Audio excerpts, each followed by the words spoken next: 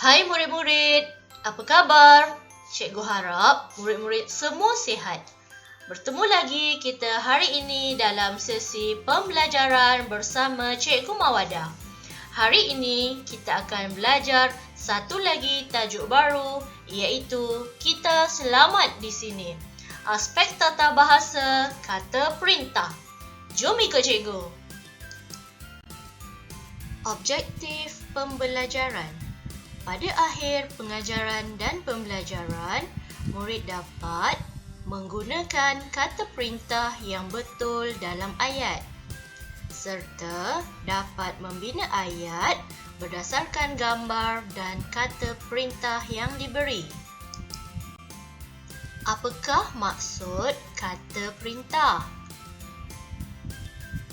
Kata perintah ialah perkataan yang bertujuan menimbulkan sesuatu tindak balas terhadap perintah, arahan, larangan, silaan atau permintaan.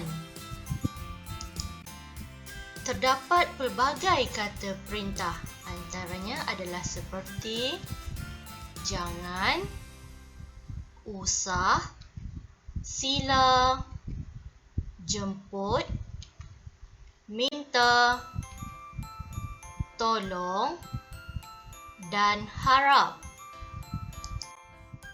Sekarang cikgu akan terangkan maksud-maksud kata perintah yang telah disebut tadi. Kata perintah yang pertama ialah jangan, yang membawa maksud untuk melarang dari melakukan sesuatu. Contoh ayat, jangan bermain dengan pisau itu. Jangan bermain di dapur. Seterusnya adalah kata perintah sila yang membawa maksud meminta melakukan sesuatu dengan beradab dan teratur. Contoh ayat, sila beratur sebelum masuk ke kelas. Sila duduk di tempat masing-masing. Kata perintah yang ketiga ialah jemput. Jemput membawa maksud mengajak atau mengundang. Contoh ayat, jemput datang ke rumah saya petang ini. Jemput makan buah-buahan itu. Kata perintah yang seterusnya adalah tolong, yang membawa maksud meminta bantuan atau pertolongan. Contoh ayat, tolong ambilkan buku itu. Contoh yang kedua, tolong padamkan suis lampu sebelum keluar.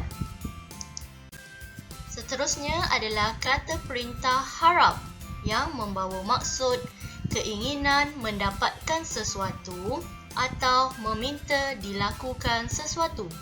Contoh ayat, harap kamu dapat hadir esok.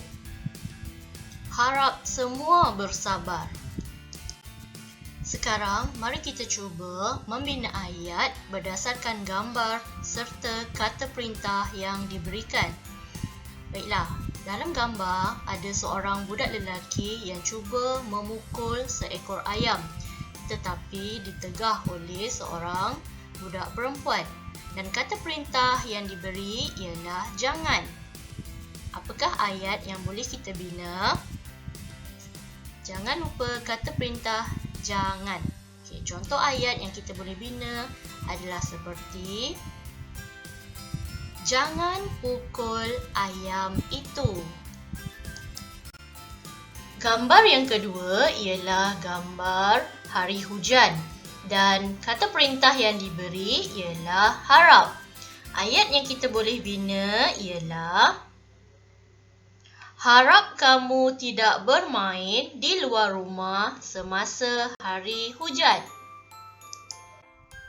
Gambar yang ketiga yang terdapat di dalam gambar, seorang ayah yang meminta anaknya memberikan pisau yang terdapat di atas meja.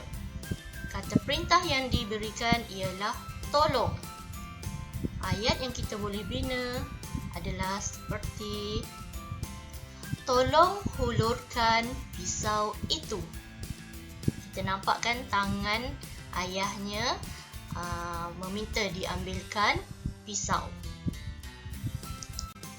Gambar yang seterusnya adalah gambar beberapa orang murid sedang beratur semasa rehat, semasa ingin membeli makanan.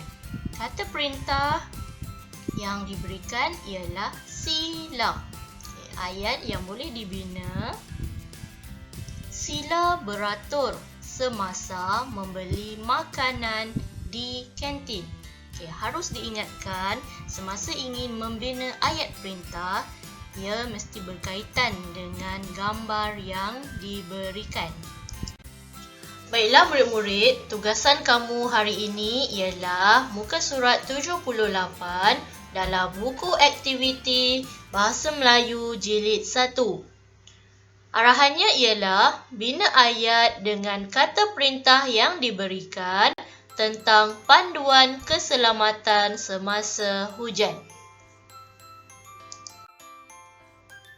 Baiklah murid-murid, itu sahaja perkongsian cikgu pada hari ini. Cikgu harap perkongsian itu dapat membantu kamu untuk membuat tugasan pada hari ini. Terima kasih semua. Selamat belajar. Assalamualaikum. Bye.